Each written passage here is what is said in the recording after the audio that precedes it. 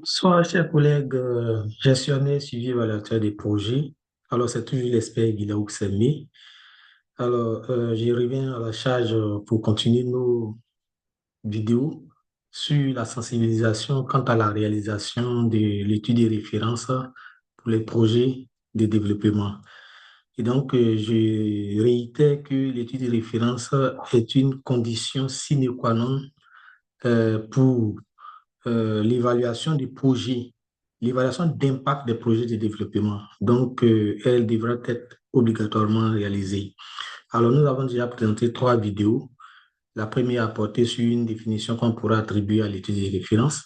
La deuxième a porté sur, disons, la pertinence de réaliser une étude de référence. Et la troisième a porté sur le lien qu'il pourrait y avoir entre l'étude de référence et l'évaluation d'impact par la méthode avant et après projet. Alors aujourd'hui, nous allons vous parler de la méthode simple différence. Et donc, pour rappel, nous avons dit qu'il y a quatre méthodes essentielles pour, disons, quatre méthodes essentielles d'évaluation d'impact des projets. Il s'agit de la méthode avant et après projet, la méthode simple différence, les méthodes quasi expérimentales et les méthodes expérimentales. Alors, nous vous avons déjà présenté le lien entre la méthode avant et après projet et l'étude des références. Aujourd'hui, comme je l'ai dit, il s'agit de parler du lien entre la méthode simple différence et les méthodes, comme on appelle l'étude des références. Alors, ce que vous devez savoir, c'est que c'est la même chose, c'est le même lien qui existe entre la méthode simple différence et l'étude des références, qui existe aussi entre la méthode avant et après projet. Alors, il s'agit de disposer déjà des données. Ici, il s'agit de disposer déjà des données sur les bénéficiaires, mais aussi des données sur une partie de la population mais qui ne va pas bénéficier, qui est un groupe non bénéficiaire. Donc, on a le groupe bénéficiaire ou groupe participant. Il y a, comme on appelle, pour lesquels on doit avoir les données de départ et le groupe non participant pour lesquels on doit avoir les données de départ aussi. Mais la différence se fait uniquement à l'arrivée.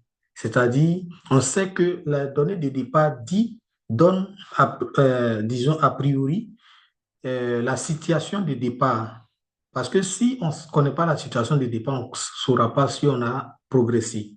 Maintenant, pour avoir une évaluation d'impact à partir de cette méthode-là, il faut faire la différence entre les données d'arrivée, c'est-à-dire les données collectées à l'évaluation d'impact entre comme on appelle les bénéficiaires et le groupe non bénéficiaire. Et donc, la différence se fait uniquement au niveau des données d'arrivée ou les données collectées lors de l'évaluation. Donc, l'importance ici d'avoir les données de départ, c'est de savoir si on a progressé au niveau des bénéficiaires. Donc, voilà un peu l'importance de l'étude de référence pour cette méthode-là. Comme vous le voyez dans le tableau là, on a une période avant le programme, on a une période après le programme et puis on a le programme. Donc, après le programme, on a 70 pour $70 comme revenu pour les personnes ayant participé et $55 comme revenu pour les personnes n'ayant pas participé, comme on appelle, sachez que c'est la moyenne hein, d'un groupe de personnes. Donc, l'impact étant de 15 $. Mais comme je l'ai dit la fois dernière, les méthodes non contrefactuelles pardon, les méthodes non expérimentales telles que la méthode avant et après projet ou bien simple différence ne permettent pas véritablement de déterminer l'impact attribuable à notre intervention, l'impact véritable attribué à notre intervention. Donc, elles donnent a priori un impact brut. Et donc, pour connaître l'impact véritablement attribuable à l'intervention, il faut utiliser d'autres méthodes plus sophistiquées, d'autres méthodes plus comme on appelle, avancer pour extraire l'impact de ce qu'on constate sur le terrain pour dire qu'effectivement, voilà ce que disons, nous avons apporté à travers notre intervention dans la vie de ceux qui ont bénéficié. Donc, voilà un peu ce que je vous ai partagé ce soir avec vous. Bonne soirée à vous et à la prochaine pour les prochaines vidéos.